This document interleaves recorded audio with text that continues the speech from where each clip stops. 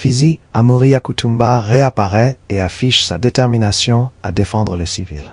Bienvenue sur SkyZ Plus 243, votre chaîne d'information.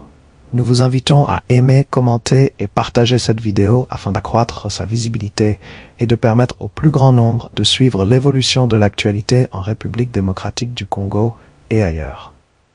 À Fizi, dans le Sud Kivu, la réapparition publique du général Amory Yakutumba, après des rumeurs le donnant pour mort, est présentée comme un événement susceptible de redonner confiance à une partie de la population locale. Selon les informations rapportées, le général aurait personnellement dirigé, ce vendredi 7 août 2026, l'opération baptisée « Zéro barrière » sur l'axe routier numéro 5. Cette initiative est présentée comme une réponse aux exactions dont seraient victimes des populations civiles dans cette partie du pays. Au-delà de l'opération elle-même, cette réapparition intervient dans un contexte où la guerre de l'information occupe une place croissante dans le conflit qui frappe l'Est de la République démocratique du Congo. Une réponse aux rumeurs et à la guerre psychologique. La déclaration de décès d'un responsable militaire ou d'un chef de groupe peut avoir des conséquences importantes sur le moral de ses partisans et sur la perception de la situation sécuritaire. La réapparition d'Amory Yakutumba est donc aussi, sur le plan symbolique, une réponse aux rumeurs qui circulaient à son sujet. Elle rappelle surtout une réalité de la guerre moderne. L'information est devenue un champ de bataille à part entière. Les réseaux sociaux permettent aujourd'hui de diffuser extrêmement rapidement des informations non vérifiées, des rumeurs ou des récits destinés à influencer les populations. Dans ce contexte, la meilleure réponse reste la vérification des faits et une communication responsable. Zéro barrière, un message politique. Au-delà de sa dimension sécuritaire, le nom même de l'opération, Zéro barrière, porte un message politique. Il renvoie à la volonté affichée de lutter contre les obstacles à la circulation des populations, de sécuriser les axes routiers et de réduire les risques auxquels seraient exposés les civils. Dans une région où l'insécurité peut rapidement paralyser les activités économiques, empêcher les déplacements et isoler des communautés entières, la sécurisation des routes constitue un enjeu majeur. Une route sécurisée, c'est aussi la possibilité pour les commerçants de travailler, pour les familles de se déplacer et pour les services publics d'atteindre les populations. Le soutien de la communauté locale. Selon les informations rapportées, l'engagement du général Yakutumba aurait été favorablement accueilli par une partie de la communauté locale. Ce soutien, s'il se confirme, traduit une attente fondamentale des populations. Être protégées. Les populations civiles de l'Est de la RDC ont payé un lourd tribut aux conflits successifs. Elles ne demandent pas seulement des déclarations politiques. Elles attendent des résultats concrets en matière de sécurité, de justice et de protection. Toute opération présentée comme destinée à protéger les civils doit donc être évaluée à l'aune de ses résultats sur le terrain et du respect des droits fondamentaux. La défense des civils doit rester la priorité. L'engagement républicain invoqué dans cette affaire ne peut prendre tout son sens que si la protection des civils demeure au centre de l'action. La lutte contre les groupes armés, quelle que soit leur appartenance, doit s'inscrire dans le respect du droit et de la dignité humaine. La sécurité ne peut être durable si elle produit elle-même de nouvelles victimes. Le véritable défi pour les acteurs sécuritaires de Fizi est donc de restaurer un environnement dans lequel les populations peuvent vivre, travailler et circuler sans peur. Une réapparition qui dépasse la personne de Yakutumba. La réapparition d'Amory Yakutumba ne doit finalement pas être considérée uniquement comme l'histoire d'un homme déclaré mort puis réapparu. Elle intervient dans un contexte plus large où la population congolaise est confrontée à la violence, à la désinformation et à l'incertitude sécuritaire. Son retour sur le terrain, tel qu'il est rapporté, constitue avant tout un message. Les rumeurs ne suffisent pas à déterminer la réalité d'une situation militaire, et la protection des populations doit rester la priorité absolue. À Fizi comme ailleurs dans l'Est de la RDC, la paix ne pourra toutefois pas être construite uniquement par des opérations militaires. Elle nécessitera également une autorité publique efficace, une justice crédible, le développement local, le respect des droits humains et une véritable protection des populations. Le peuple de Fizi mérite de vivre sans barrière, sans peur et sans violence. La sécurité des civils doit être la première victoire recherchée. Affaire Robot-Chulo, quand un procès devient un test pour la justice et la confiance publique. Le réquisitoire prononcé jeudi contre Robot-Chulo suscite une vive controverse dans l'opinion publique et sur les réseaux sociaux.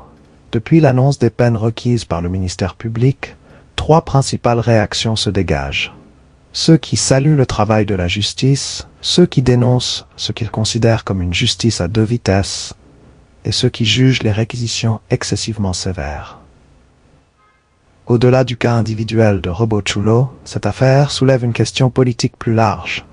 Quelle confiance les citoyens peuvent-ils accorder à leur système judiciaire? Une justice au centre du débat public. Dans une démocratie, le rôle de la justice ne consiste pas à satisfaire l'opinion publique, mais à appliquer la loi de manière indépendante et impartiale. Pourtant, lorsqu'une affaire devient très médiatisée, le procès dépasse rapidement le cadre strictement judiciaire. Les réseaux sociaux deviennent alors une seconde arène où chacun construit sa propre lecture du dossier. Certains internautes considèrent les réquisitions comme la preuve d'une justice qui fait son travail. D'autres y voient au contraire l'illustration d'un système dans lequel les sanctions ne seraient pas appliquées de manière uniforme selon les personnes concernées. Cette fracture dans les perceptions constitue en elle-même un enjeu politique. Le spectre d'une justice à 2 vitesses. L'une des critiques les plus importantes formulées dans cette affaire concerne la prétendue existence d'une justice à 2 vitesses. Cette accusation ne peut évidemment être établie par la seule réaction des internautes. Elle nécessite une comparaison objective entre les faits reprochés à Robot-Chulo, les dispositions légales applicables et les sanctions requises ou prononcées dans des affaires comparables. Mais politiquement, cette perception ne doit pas être ignorée. Lorsqu'une partie de la population estime que certains citoyens sont poursuivis ou condamnés plus sévèrement que d'autres pour des faits similaires, la confiance dans les institutions judiciaires peut rapidement se détériorer. La justice doit donc non seulement être indépendante et impartiale, elle doit également être perçue comme telle. La sévérité des réquisitions au cœur de la controverse. L'autre débat porte sur la sévérité des peines requises. Le réquisitoire du ministère public constitue une étape essentielle de la procédure, mais il ne représente pas encore la décision définitive du tribunal. La responsabilité du juge est précisément d'examiner les éléments du dossier, les arguments de l'accusation et ceux de la défense avant de rendre sa décision conformément au droit. C'est pourquoi l'audience annoncée pour le lundi 10 août pourrait constituer une étape particulièrement suivie par l'opinion. Le tribunal devra se prononcer sur la base du dossier judiciaire et des règles de droit, et non en fonction de la pression exercée par les réseaux sociaux ou des campagnes de soutien et de dénonciation. Une affaire révélatrice du rapport entre justice et opinion publique. Cette affaire montre également à quel point les réseaux sociaux ont profondément transformé le rapport entre justice et citoyens. Autrefois, une procédure judiciaire restait principalement confinée aux tribunaux et aux médias traditionnels. Aujourd'hui, chaque audience peut être commentée en temps réel, chaque déclaration peut devenir virale, et chaque camp peut mobiliser ses propres arguments.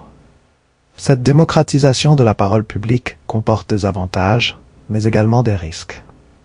Une campagne numérique ne peut pas remplacer l'examen des preuves, pas plus qu'une accusation populaire ne peut se substituer à une décision judiciaire. Le véritable enjeu est donc de préserver la distinction entre opinion publique et vérité judiciaire. Le tribunal face à une lourde responsabilité. Quelle que soit la décision qui sera rendue, le tribunal aura une responsabilité importante. Démontrer que le droit est appliqué avec impartialité et dans le respect des garanties fondamentales. Une décision judiciaire convaincante n'est pas nécessairement celle qui satisfait le plus grand nombre.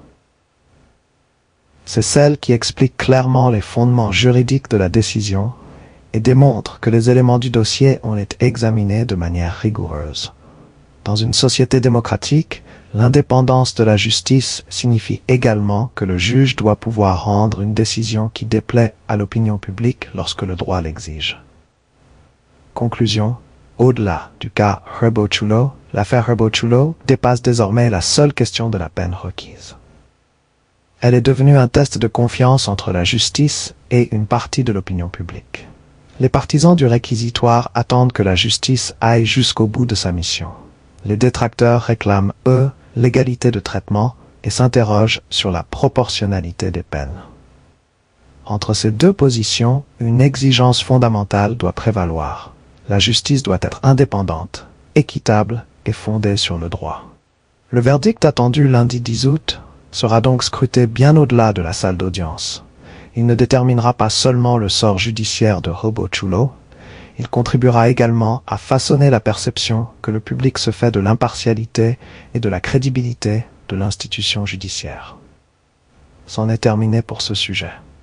Nous vous invitons à aimer cette vidéo et à vous abonner et activer la cloche de notification afin de ne manquer aucune de nos analyses et réflexions consacrées à la situation en République démocratique du Congo et partout dans le monde.